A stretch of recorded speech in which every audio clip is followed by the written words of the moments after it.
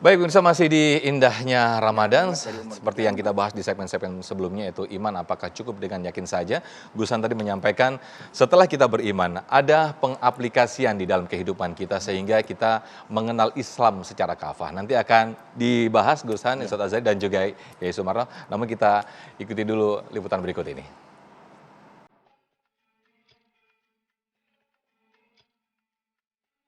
Ketika seseorang memutuskan untuk memeluk agama Islam, maka ia dituntut untuk menjalankan ajarannya, menuruti perintah Allah Subhanahu wa taala dan menjauhi larangannya.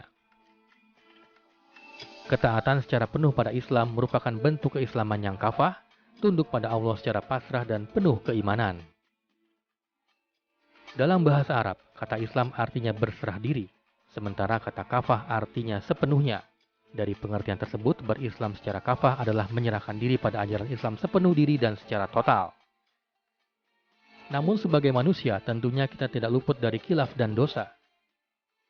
Terkadang kita kerap melakukan dosa-dosa kecil baik secara sengaja ataupun tak sengaja. Lantas, apakah hal-hal tersebut berpengaruh terhadap kekafahan kita dalam berislam? Serta bagaimana kita menjaga agar keislaman kita tetap kafah di tengah godaan yang semakin berat? Simak penjelasannya dalam indahnya Ramadan kali ini.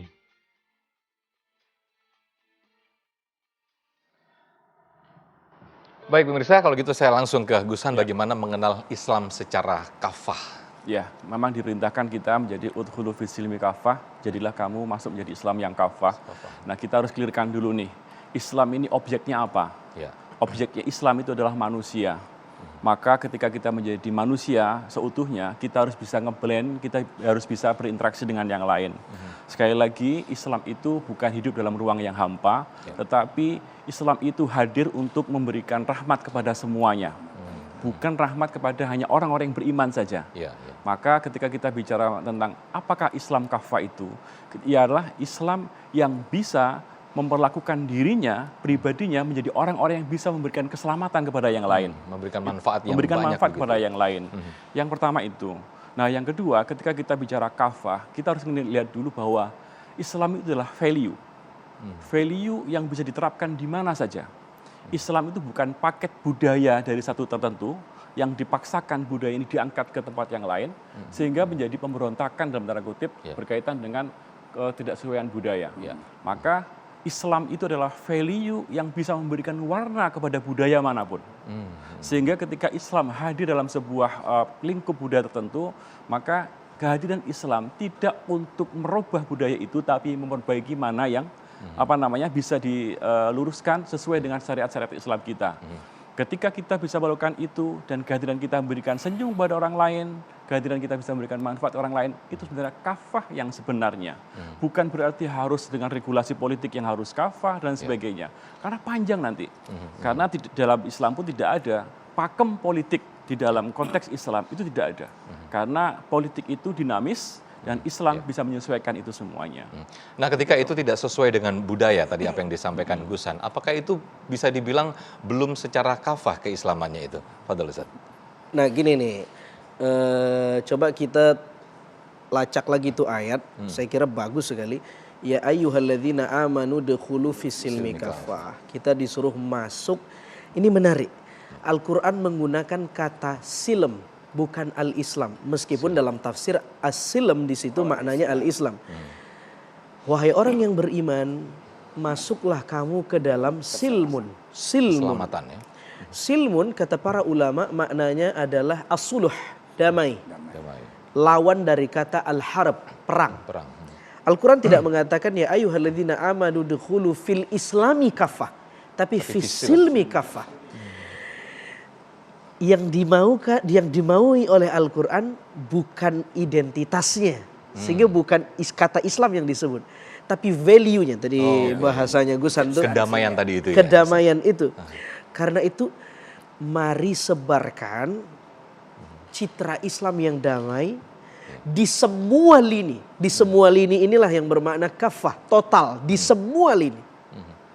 Dalam muamalah, dalam transaksi sesama manusia, dalam kehidupan berbangsa dan bernegara, dalam mengekspresikan keyakinan beragama. Meskipun behind the scene ayat ini turun atau asbabun nuzul, kronologi kenapa ayat ini turun, dulu sekelompok orang Yahudi yang masuk Islam ngomong ke Nabi, ya Rasul, gini aja dah, siang sama pagi saya muslim, ntar sore sama malam saya tuker nih, saya ikut adat masa lalu saya. Turun ayat ini, ya ayyuhalladzina amanu dukhulu fis-silmi kafah. Itu asbabun nuzulnya Ustaz ya. Kalau terkait akidah, teologis, keyakinan, jelas tuh tidak boleh sinkritisme. Tidak boleh menggabungkan banyak keyakinan dalam Islam. Islam ya Islam. Tapi di luar akidah, ayat ini elastis sekali, fleksibel sekali. Termasuk dalam bab siasah atau politik. Sebab ada yang menarik-narik ayat ini, memperkosa ayat ini, mempolitisir ayat ini. Oh, kafah juga bermakna Anda tidak kafah sebelum sistem bernegara Anda juga Islam. Al-Quran dan hadis.